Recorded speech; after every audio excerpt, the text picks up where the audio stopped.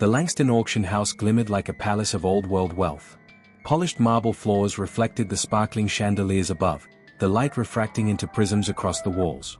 The room was filled with the soft murmur of anticipation, collectors in tailored suits, elegant gowns swishing across the floor, champagne flutes clinking in polite rhythms. At the center of it all rested the Celeste Star, a rare blue diamond said to have belonged to a European royal lineage.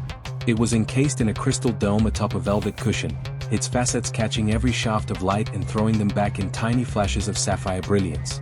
Mara Hollis, a detective with chestnut hair tucked neatly behind one ear, leaned against the polished railing overlooking the scene. She was tall, lean, and exacting in her movements, her hazel eyes constantly scanning, taking in the room in calculated detail. She wasn't attending as a guest, she'd received a tip that something about the Celeste Star's auction didn't add up. Inside, the auctioneer, a silver-haired man with a voice honed by decades of calling bids, tapped the gavel lightly. "Ladies and gentlemen, the Celeste Star," he said, letting the words hang. Bids rose in murmurs. Champagne glasses clinked. But in the crowd, one man didn't watch the jewel. He was tall, lean, wearing a charcoal gray overcoat. He moved as if the room didn't exist around him, eyes flicking not to the gem but to cameras and security guards. Minutes passed. The auctioneer's voice reached a crescendo. The final bid was called. And then, in a heartbeat, the Celeste Star was gone. The glass case lay empty. Shock rippled through the crowd, the gasps a chorus of disbelief. The security footage, a key element of protection, had been erased. 10 minutes of video gone. Nothing. Mara's phone buzzed. Detective Jonas Reed, her partner, arrived swiftly. Jonas was stocky, broad-shouldered, with a square jaw and dark hair streaked with gray. He had a tendency to rub the back of his neck when tense. "It's like it never existed," he muttered, surveying the room. "This wasn't a simple theft," Mara said quietly. "Someone knew exactly how to erase it. Someone very careful." The auction house went into lockdown. Guests were held, exits blocked, and every bag was examined. But the thief had vanished. Nothing remained, only the empty pedestal, the whisper of a legend being born. Mara and Jonas worked through the night. Every guard was questioned. Every guest's timeline cross-checked. Every security camera angle examined, except, frustratingly, the footage was gone. In the lobby, a man approached. He was thin, wiry, and carried the air of someone used to slipping through shadows unnoticed. He introduced himself as Adrian Voss, a private security consultant. He had black hair, piercing blue eyes, and a precise, measured voice. "The erasure," he said quietly, "was no accident. Whoever did this knows what they are doing." Adrian's presence offered insight, but not answers. Every lead spiraled into another dead end.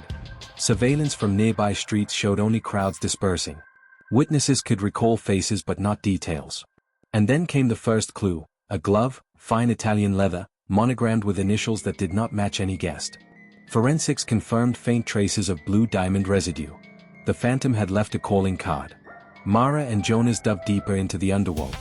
Every auction house, every private collector, every known thief became a potential link. International connections were inevitable. This was too precise, too bold for a local opportunist. A lead brought them to Sergei Volkov, a Russian collector whose presence loomed like a storm in Manhattan. Sergei was massive, barrel-chested, with a scar along his left cheek. His brown eyes scanned every visitor like a hawk. Sergei denied involvement, but in his penthouse office, a corner revealed a faint trace of blue dust, the residue of the Celeste Star itself. Jonas tracked the financials. Wire transfers routed through Swiss accounts led to shell companies with no records.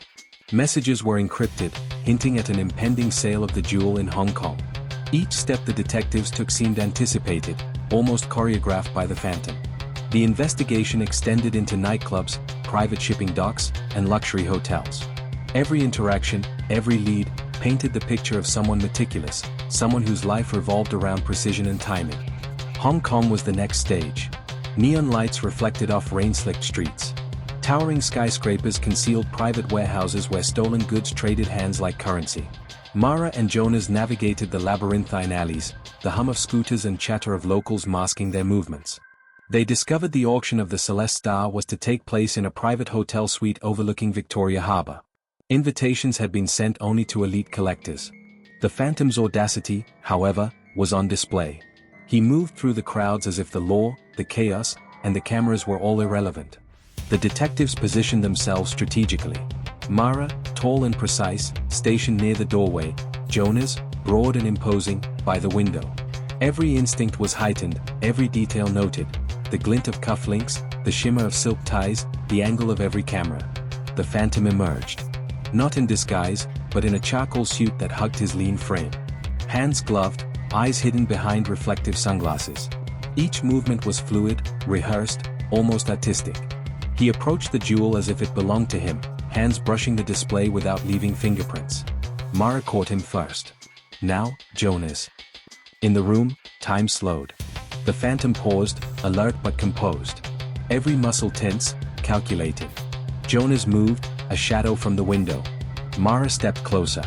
The jewel glinted in the dim light, untouched. "You were careful," Mara said, voice low, "but even shadows can be cornered." The arrest was quick. No struggle, no theatrics, just inevitability. The jewel was recovered, the Phantom unmasked. Yet his true identity remained a riddle, a man whose life was stitched together from fragments across continents, who had left a trail of chaos and intrigue in his wake. The detectives returned the Celeste Star to New York. The jewel gleamed under the auction lights once more. But in the minds of Mara and Jonas lingered the knowledge that for every Phantom caught, another shadow moved somewhere, always just out of reach. Image prompt. Dimly lit Hong Kong hotel suite with detectives confronting a tall figure in a charcoal suit and gloves, the blue diamond glowing under spotlight, Victoria Harbour visible through large windows. Weeks later, the Celeste Star rested in its case. Langston Auction House had tightened security, yet whispers of the Phantom persisted. Collectors and thieves alike spoke in hushed tones about the man who moved like a ghost, who could erase his presence with precision, and whose intelligence rivaled the law itself. Mara and Jonas sat in their bureau, reviewing notes. A single monogrammed glove lay on the desk, a reminder that genius, criminal or otherwise, left traces. Somewhere, the Phantom's life continued, a shadow among shadows, waiting for the next stage. The world of high-stakes theft, luxury, and legend was endless. The Celeste Star was safe, for now, but detectives knew the game never truly ended. For every jewel recovered, another heist waited, another network of shadows shifted, and the Phantom's story was far from over.